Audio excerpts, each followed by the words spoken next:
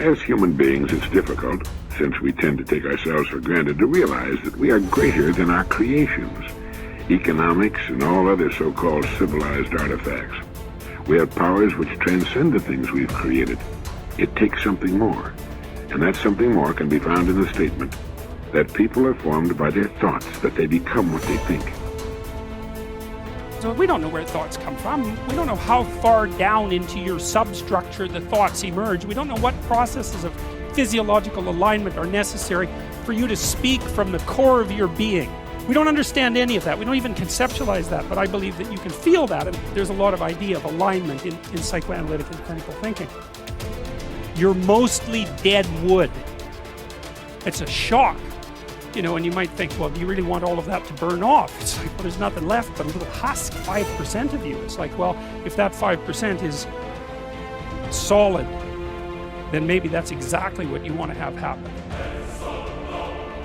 Ordinary just simply isn't enough. Ordinary is when you want to become average and to fit in. But to get to extraordinary, what you do is you have to consult the invisible place within yourself, and this is called your soul. The ideal of the soul is space, immensity. The one thing your soul needs is to be free. Free to expand and reach out and to embrace the infinite. Yes, the ideal of the soul is infinity. It is miserable when it is circumscribed and restricted. It is a fragment of the universal soul, which is infinite. And what we have to do in order to get to that place where we can take the keys and unlock the self-imposed prisons, or the prisons that we have given ourselves on the basis of what we have come to believe is our limitations, what we can and can't do. We have to let go of that. And I call it rewriting our agreement with reality. We literally have to make a whole new contract with what it is that I perceive to be what is possible for me. All things are possible. God never fails, and you are a piece of that which never fails. We can look at developing ourselves spiritually, physically, and mentally. With respect to our spiritual development, this may be a major or a minor issue for you depending on your values and your goals. But I think it's very wise for you and me to look at the spiritual side of our lives and decide what growth we want to experience here.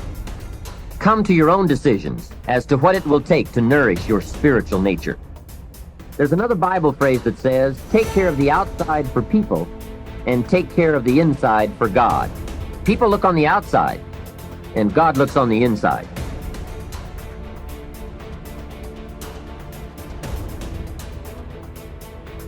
Thought power, its laws and its dynamics. Thought, the architect of destiny.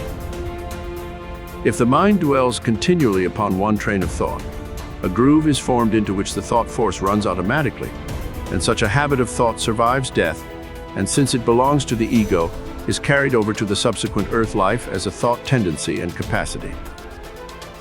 Every thought, it must be remembered, has got its own mental image. The essence of the various mental images formed in one particular physical life is being worked out in the mental plane. It constitutes the basis for the next physical life. Just as a new physical body is formed in every birth, so also a new mind and a new booty are formed in every birth. Not easy is the act of explaining the detailed workings of thought and destiny. Every karma produces twofold effect, one on the individual mind and the other on the world. Man makes the circumstances of his future life by the effect of his actions upon others. Every action has a past which leads up to it. Every action has a future which proceeds from it. An action implies a desire which prompted it, and a thought which shaped it. Each thought is a link in an endless chain of causes and effects, each effect becoming a cause, and each cause having been an effect. And each link in the endless chain is welded out of three components: desire, thought, and activity. A desire stimulates a thought. A thought embodies itself as an act. Act constitutes the web of destiny.